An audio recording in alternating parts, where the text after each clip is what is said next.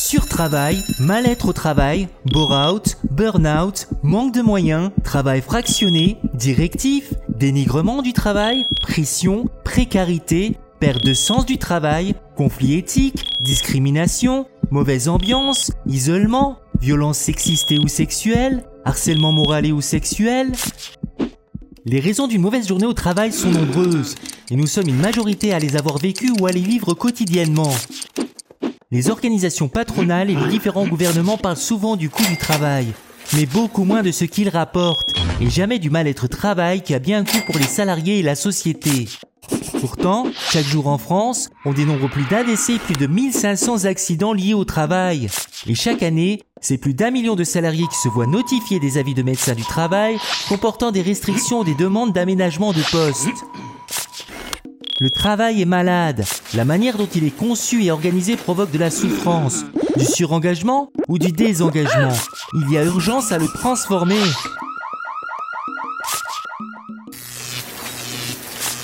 Les meilleurs spécialistes du travail, ce sont les travailleurs. Ce sont bel et bien les travailleurs qui le mettent en œuvre par leur engagement, leur intelligence, leur inventivité, leur créativité ou leur conception. Car tout travailleur a à cœur de bien faire son travail. Mais pour cela, il doit avoir les moyens de le faire et se sentir bien au travail, dans un cadre serein et au sein d'un collectif.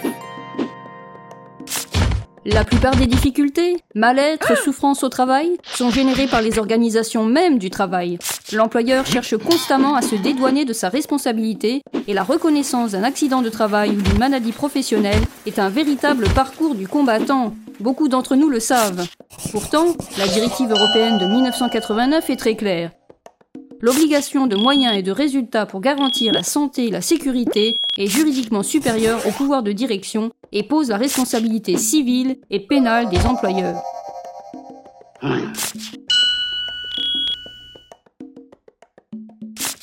La présence d'un CHSCT accroît nettement la probabilité que les droits des salariés ou agents soient respectés. Information, formation au poste et à ses risques, lieu de travail sain et sécurisé. D'une manière générale, le recours à des représentants du personnel pour la santé au travail permet d'éviter chaque année plusieurs milliers d'accidents du travail. En cas de problème de santé, de sécurité ou de conditions de travail d'un personnel ou d'une équipe de travail, le CHSCT peut, grâce aux élus du personnel, aider à faire valoir une requalification en accident ou maladie du travail.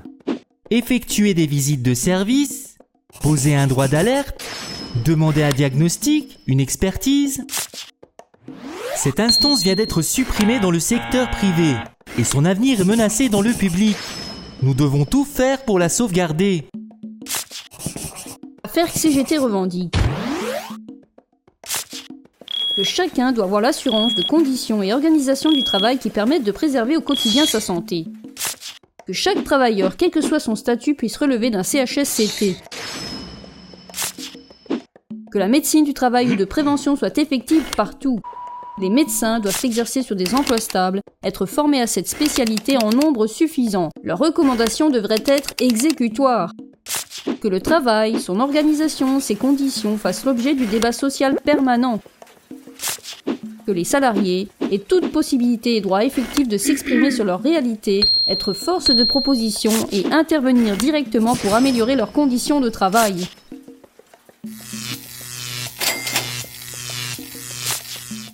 Temps de respiration, de concertation, mener le travail à terme et avoir eu les moyens pour bien le mener, être reconnu, se reconnaître dans son travail, pouvoir donner son avis, carrière, sécurité de l'emploi et maintien du statut de la fonction publique, salaire augmenté avec un minimum de 1 800 € net par mois plus la part socialisée, bonne ambiance, une bonne journée au travail, c'est vital. Le vote pour les comités techniques d'établissements départementaux, académiques et ministériels détermine les moyens pour les syndicats et notamment leur représentativité en CHSCT. Pour avoir des élus qui défendent les intérêts des agents et salariés en CHSCT comme sur le terrain, en décembre 2018, votez et faites voter CGT. Pour défendre nos métiers, nos droits, nos statuts et garantir le service public. Et pour toute information, rendez-vous sur notre site internet ou contactez-nous par mail.